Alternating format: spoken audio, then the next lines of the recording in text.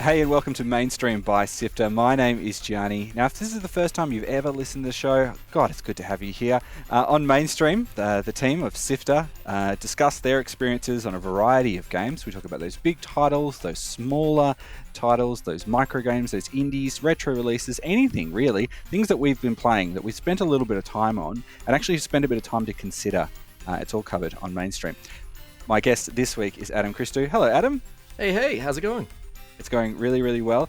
This week, we're digging into SABLE, which is the debut game from indie studio Shedworks.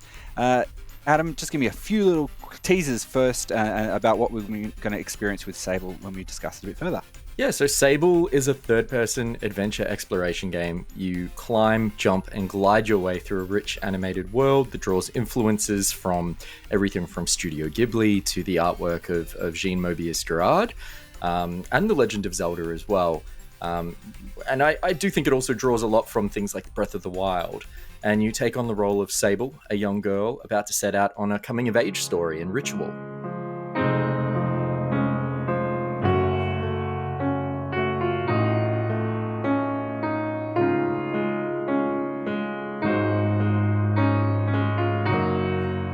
Her gliding, which sends her out into the world to explore and experience life and discover who is she actually going to be? Like, what's she going to do in this world? What is her place? And so you get armed with a trusty hoverbike, a compass, and a looking glass, and you're sent out into the world to travel and discover, make your own adventures, and work out who you are as SABLE. This is Mainstream. All right, Adam, we got a little bit of a taste of what SABLE is. It sounds like it's a grand adventure. If people have seen the pictures or the screenshots of it, it's beautiful, sort of flat, textured looking game. But what is this game? How do you play it? What sort of story unfolds as you're working your way through the world? Let's jump straight into the narrative, because I feel like that almost flows out to the rest in terms of mechanics and stuff. And I guess, yeah, as I mentioned, this is a coming-of-age story.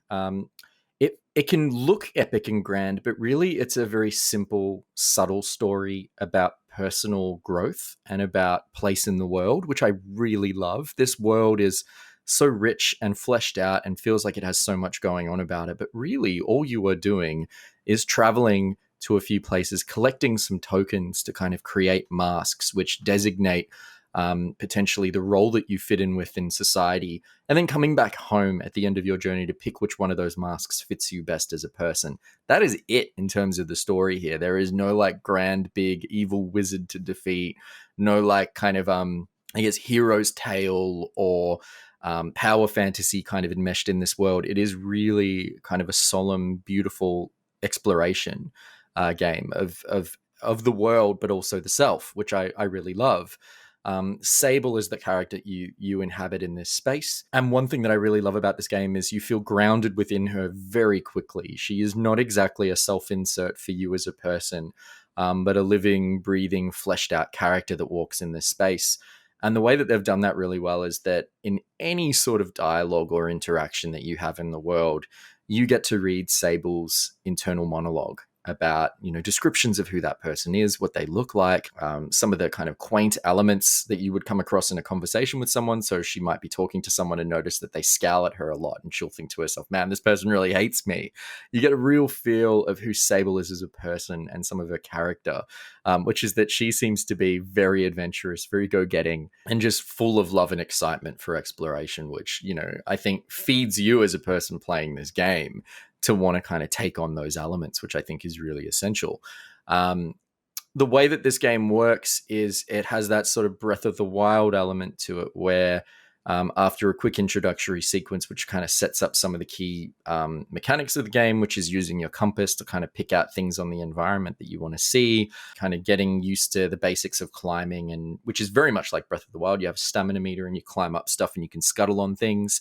It then sets you out into the world with what limited skills you've got to kind of then explore to your heart's content. And it really is a game that wants you to kind of climb up somewhere high, have a look around and see what might be enticing on the horizon, and then make your own story as whether or not you decide to explore that world and go to some interesting landmarks or continue on with the story. It's really kind of up to you. But the idea is that the world is a blank canvas and there's a whole bunch of exciting things off on the horizon. It's up to you to paint in the story of exploration around it. All right, tell me a little bit more about, like, I guess, the driving force in this game, because as you said, there isn't a big quest for you to solve, but there is a world for you to explore. You sort of hinted that, that Breath of the Wild, there's something on the horizon that you might be looking towards that would be driving most of what you've done. But why was it that this game, because I know you love this game, why was it this game really, really compelled you to keep working its way through the world? It's weird, right? Because I think the more and more I reflect on this game, it's absolutely going to be up there as my potential game of the year, one of my favorites in years, sitting alongside things like The Outer Wilds and Breath of the Wild in terms of like games that I think of. And I think that there is a couple of elements there. One, there is that literary touch and flair that I mentioned before with the way that Sable's Inner World is narrated to you and that you get a feel through her eyes through really great writing in this game. I think that kind of put me in her shoes very quickly and made me want to explore. But I think that there is just this tangible sense of the world being alive with mystery that really works for me. It's those windswept sand dunes that are in the distance. They might be eating up old towers that you can see crumbling that you want to kind of explore. What's the mysterious ancient ruins in the distance over there? Hey, I can see a spacecraft that's crash landed on the horizon. What is that? Is that going to explain to me this world and its intricacies, where these people came from? Sable comes from a nomad desert tribe, but were they originally from this planet, or are they from somewhere else? These are questions that start kind of getting buried into your mind as you explore in this world. And what I love about Sable is that the world of Midden, which is the place that you're in, that lore is slowly and very carefully uncovered for you through exploration. And it's totally your choice. I mean, learning about the way that this solar system, that this planet is set up within, is something that I discovered while exploring in this game. And that is the reward I got for going on and exploring. I didn't really get like a power up or some skill ups. I got some really juicy, interesting lore about the world that Sable inhabits that might help her figure out her place in it and what she wants to do at the end of her journey in terms of fitting into her tribe or going somewhere else. And that I really loved. There was this desire to kind of see everything that might be available to me and to kind of pick apart some of the mysteries of this world. And the promise that I would actually be rewarded for my curiosity, I think, was the best part of this game. That was a promise that was actually delivered on multiple times. And I think that's why this game's kind of clawed into me and stayed with me so well. And there's, some really incredible plot beats. Like, I almost think of Sable a little bit as a series of short stories as well. Very early on in this game, in one of the first towns you come across, you bump into a guard woman. Her name is Elizabeth, and she's retired from her role as a guard in one of the big populous towns of this desert world. And she announces after 17 plus years of being a town guard, she's going out and she's going to do a second gliding, a second pilgrimage to kind of see more of the world. Because the first time around she did it, she just rushed, got her first mask and settled into being a guard because that's what she wanted to do. And she felt like she never really got to see the world and kind of figure out like all the beautiful things in the world that you could see. And just that idea of someone being captured by a sense of wanderlust or a desire to travel again in their like later on in life is really kind of impactful, especially since you're playing like a 16, 17-year-old on the other spectrum of that. And Elizabeth is a character that you will just keep running across in various towns and interesting locations throughout the world, sharing your stories with each other. And it's just little moments like that that sort of add up into this feeling that I'm just playing really good science fiction novellas throughout this game. And I just constantly cannot get those out of my head. I think the world building here is just phenomenal. It's interesting to hear about a character as well. I mean, we see so many stories about young people going on a journey to discover themselves, but older characters who've lived a life and then rediscovering what their life will hold is something you actually don't see a lot in, especially in games at least. That's kind of curious to hear that they've sort of done that way. Yeah, it's almost like a ships passing in the night sort of thing that you would get with like a Dark Souls game where you bump into like that kind of NPC multiple times as you work your way through the game, and see where they got stuck or what foibles they came across on their journey. And it's similar to that. There's a few different characters that you'll routinely bump into, or some really interesting sort of stories and locations that you'll come across that really do feel like just their own little mini game inside Sable, with their own puzzles and their own interesting things that you can kind of, it's almost like a tapestry that you want to unravel a little bit. You just want to kind of know more about the lore of this world, what is going on here. And yeah, I cannot express enough how that is all I need to be sucked into this game, is just that real sense of great storytelling. Because I think when we talk about what works and what doesn't work in this game, we're going to start talking about like performance issues and about like weird bugs that have cropped up for a lot of people playing it. And it's amazing to me because, well, that I did have some of those issues in this game, I really don't care because I had such a great experience with the world and the storytelling in this game that it's almost like I do not mind how rough and raw around the edges this game can feel at times. Tell me a little bit about the music in this game as well, because in terms of building a world, the soundtrack to this game is something else as well, isn't it?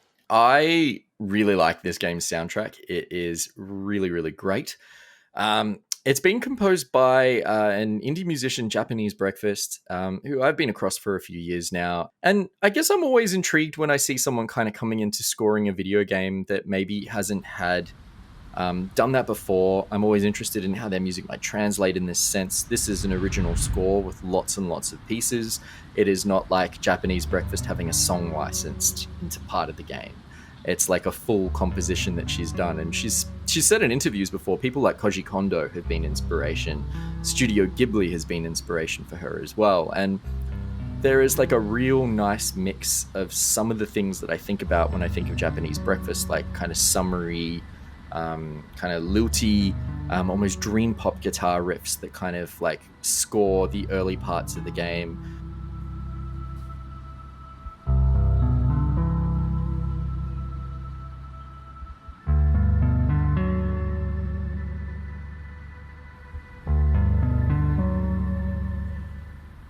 And then just things that I feel like remind me of The Legend of Zelda. Like there is this wonderful kind of creaky, almost accordion sounding track called the Cartographers Theme, which kicks in whenever you climb up and scale to a cartographer's balloon to buy a map of an area.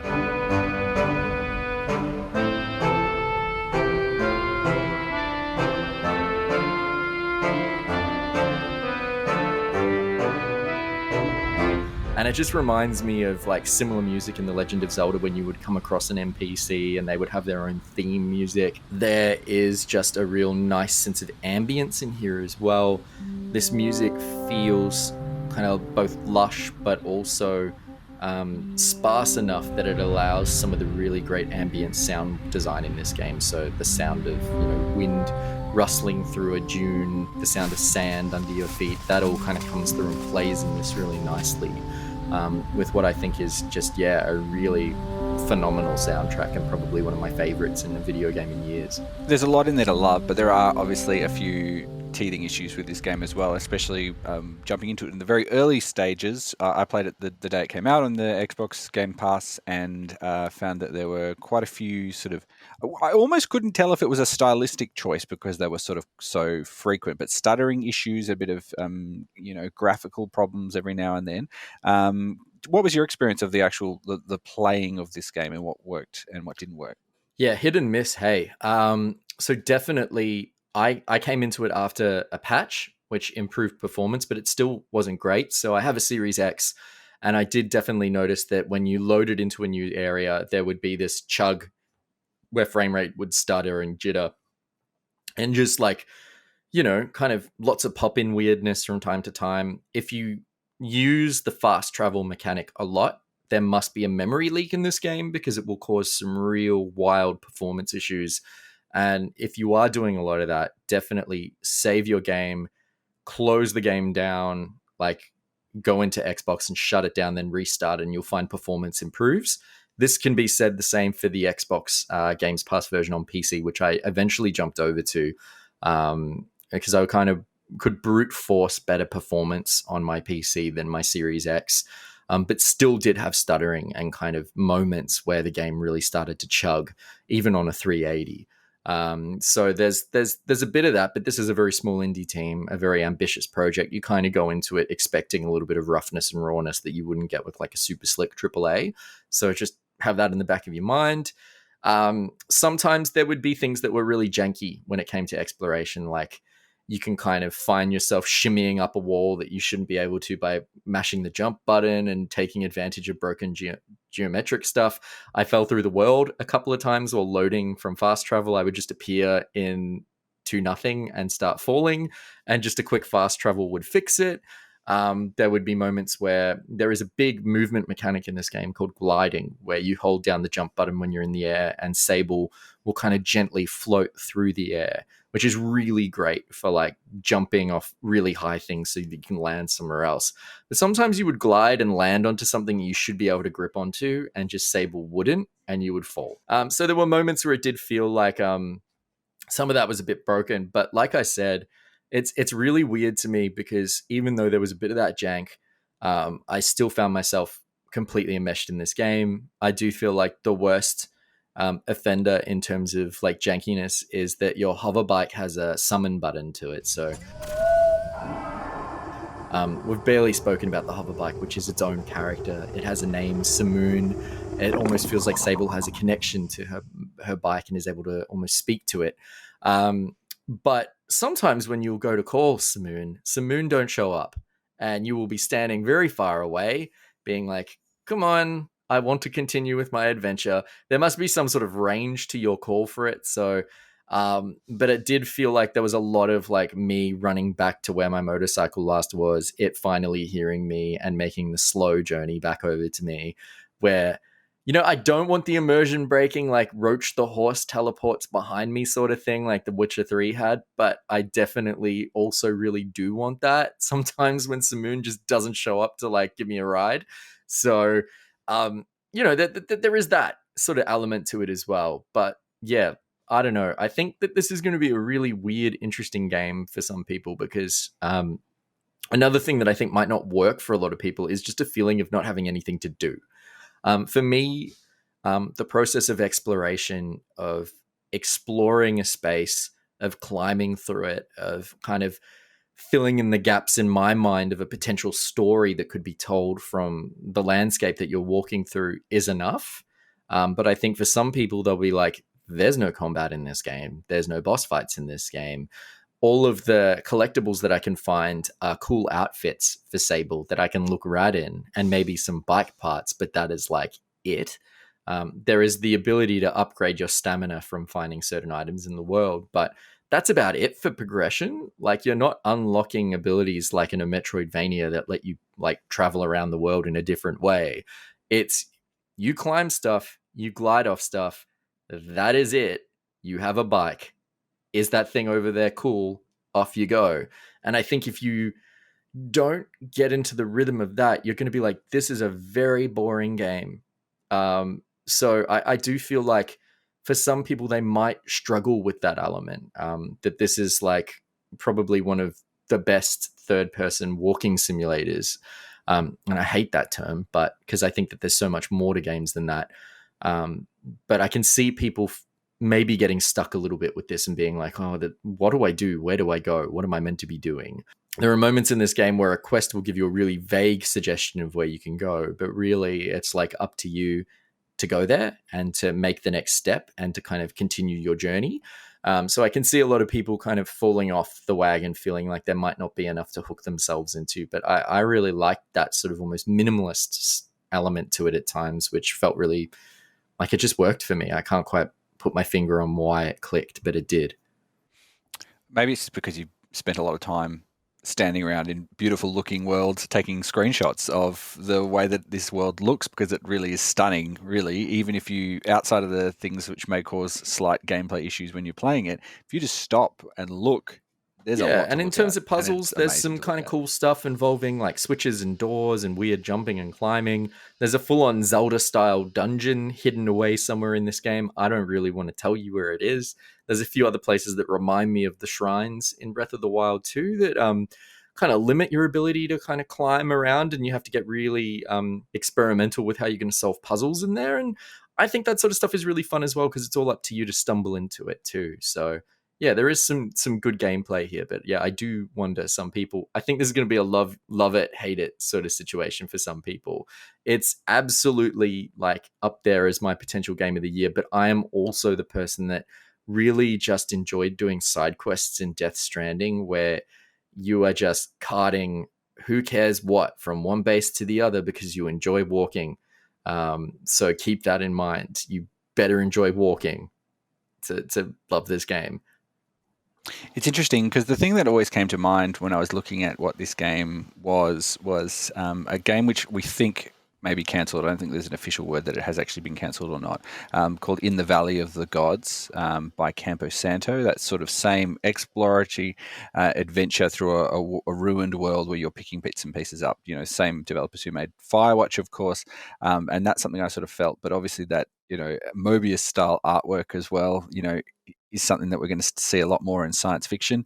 You know, there's a game that's coming out called Mars First Logistics, which we've spoken to Ian McClarty on Lightmap about as well. You know, this sci-fi worlds that are kind of tied together as, you know, you kind of discover bits and pieces of it. So, you know, I'm really curious to see what people take from this. And, you know, you, as you said at the top, you can see the influence of games like Breath of the Wild that have formed the, you know, the bones of what this game is. You know, the next set of games that come out inspired by this game will be really interesting to see, I think. Come in to me, show us the way. I'm caught between the wind and parts of the unknown. You're listening to Mainstream by SIFTER. Visit us on sifter.com.au. So this has been Mainstream by SIFTER. It's what games the SIFTER team have been playing, have been sinking our teeth into. Adam, thank you so much for being part of episode 31. My pleasure. Thanks to Brian Fairbanks from Salty Dog Sounds for composing the Mainstream theme music. Adam, if people want to interact with you online and see good screenshots that you've posted from the games you're playing, where can they find you? I'm off all my social media still because I don't know, conspiracy theories freak me out and make me sad. So I'm on the Sifter Discord at the moment. That's where you can find me. We have a Discord for Sifter. It's at sifter.com.au/Discord if you want to go check it out and join and say hi to other people that are listening to the podcast or producing the podcast. And you can also just follow Sifter's social medias as well. Like I might not be on social media, but Sifter is. We're at Sifter HQ on Twitter or Instagram. So say hi to us there. We've also got another podcast as well. You might have heard me mention it there. It's called Lightmap, where we talk to game developers, creatives who work on interactive media, just people who are doing cool things. And we find out what it actually is like to make things, what it takes to create these experiences that we love of all different scales, big things, small things, you know, huge studios, one-person teams. That's called Lightmap. It's in your podcast player right now. You can get every episode for nothing. It's completely free. So head to your thing, or you can find it on YouTube as well. There's versions of it there where you can see video versions of the interviews that we do. So that's called Lightmap, along with Mainstream, which you're listening to now, both free in your podcast player. Yeah, and we may have mentioned it already, but we have a website. It's got articles, it's got pieces, it's got links to our podcast, it's got video content, and a whole heap more. It's at sifter.com.au. And if you like what you heard, one of the best things you can do for independent podcasts like us is actually tell someone who you know will enjoy what we do that they'd enjoy this and you should check it out. Basically, word of mouth is one of the big important things. If you do have a bit of extra cash, though, you can support SIFTER by picking up some great video game inspired t-shirts on the SIFTER store. The proceeds of that go back into us getting new equipment, going to events, all of those sorts of things. So that's sifter.store. If you want to buy one of those shirts, heaps of more designs. There'll be heaps ahead of Christmas as well. Sifter.store. That's pretty much all the time we have for today. Adam, thanks so much for being part of this. Yeah, thank you for having me on to ramble about SABLE. I love this game and it's really good. Potential game of the year, so keep an eye out for that later this year when we wrap everything there. But for everyone else, until next time, have fun.